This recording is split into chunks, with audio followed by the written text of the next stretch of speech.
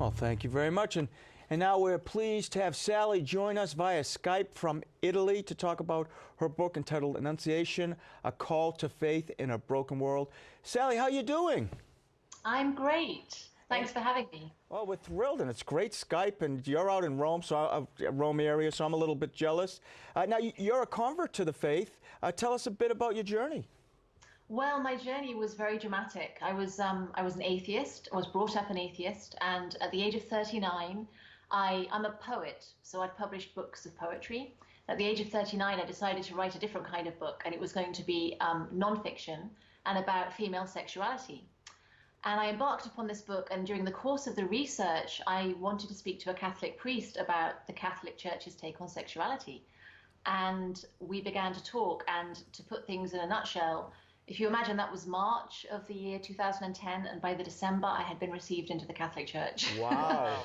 It was, God took me by the shoulders and shook me till my hair stood on end. It was phenomenal. Quick turnaround. Yeah. Sally Reed, this is Bishop Reed, but I presume we're not related. No. Recent research, as you know, here in the United States on the rate of Catholics who don't really believe in the real presence is a disappointment to all of us, but the doubts expressed by your daughter, Flo, compelled you to write down some reasons for a sure and steadfast faith. Could you share that experience with us? Yeah, I mean, when I had my conversion, my daughter was only 3 and then 4 when I came into the church, and she really witnessed everything because we're constantly together, we're very close. And she was always very interested in the faith, but she would say to me, you know, Mum, I see how enraptured you are in prayer, and I've heard something about your experiences, and I don't feel anything in prayer, and I don't have those experiences. And the night before her first communion, she said to me, I don't think I should receive the sacrament because I want the party more than the Eucharist. Wow. And I was like, wow. So we had this big conversation the night before her first communion. And what I really said to her that night was, look, God just wants you to open a door. He doesn't need you to feel anything spectacular. He doesn't need you to have a great mystical experience or be able to theologize. He just needs you to be able to say yes. And of course, that's the fiat. And as we spoke, there was this huge picture of Fra Angelico's Annunciation above the bed. And she did receive First Communion, and she's always put many difficult questions to me, and we've always had these very deep conversations. But I think that's where the beginning of the book began, because I could see that my daughter being the daughter of a convert, my husband isn't a practicing Catholic, and her friends aren't practicing Catholic. So she's constantly seeing the two different worlds. And I could see that I needed to write down for her the reasons for staying true to the faith, the reasons for the Eucharist, the reasons for going to Mass, that she could keep with her for her whole life. So that was my challenge in writing this small book. Sally, I have to just go back to your conversion because I'm really interested in this, especially how quickly it was. What was the moment where you go from you're writing a book, you're an atheist, what was that moment that all of a sudden you said, whoa, wait a second, what's going on?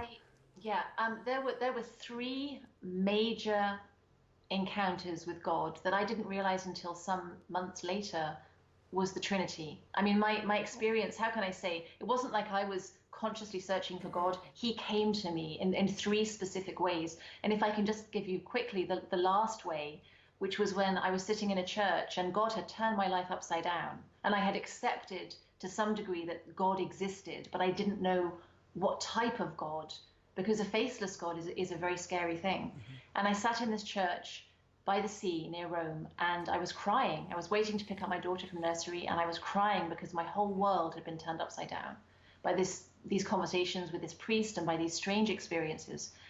And I looked up at this icon of Christ, and I said out loud, if you're there, you have to help me. And as I said those words, this presence just came down towards me, and I felt almost physically lifted up. And my tears dried, and I felt as though I'd had amnesia my whole life. And in that moment, myself was given back to me. It was like someone came into the room who I knew, and who knew me completely. And from that moment, I knew I was a Christian. That was it. My life was for Christ. That's an amazing story. Yeah, and the following weeks was a question of like, oh my goodness, but can I really be a Catholic? And I realized then that that presence was the Eucharist. And once I realized that, nothing could keep me out of the church. You know, it seems to me, Sally, that Annunciation, A Call to Faith in a Broken World, this is a great way to prepare for the season of Advent, which is just around the corner. You think parents can use this book with their kids to help them to learn what the grace it is to be a Catholic? Well, the first thing to say is it's not a children's book. The reason for this is because I wrote this down for my daughter, to carry with her whole life. She's now 13, and when the book came out this summer, I decided to read it aloud to her.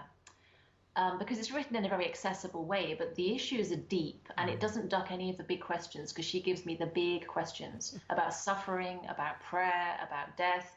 So what we did was we read it aloud together, chapter by chapter, section by section, so we could talk it through. And yeah, I mean, for her, it really worked. It was great. And we do return to pages and look at things. And really, there's no upper age limit on this book. It's for grown-ups. It's for me. I'm getting a copy for myself. You know, I have to tell you, Sally, we do a lot of interviews here on Catholic TV. This is one I will always remember. Where can people find out or get a copy of the book? The book is published by Ignatius Press, so ignatius.com, or on Amazon or any good Catholic bookshop.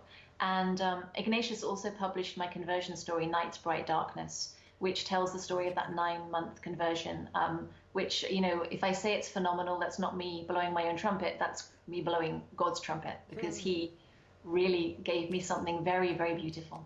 We have to have you on again, because I have about 400 other questions, but Kevin's waiting to do the news over there.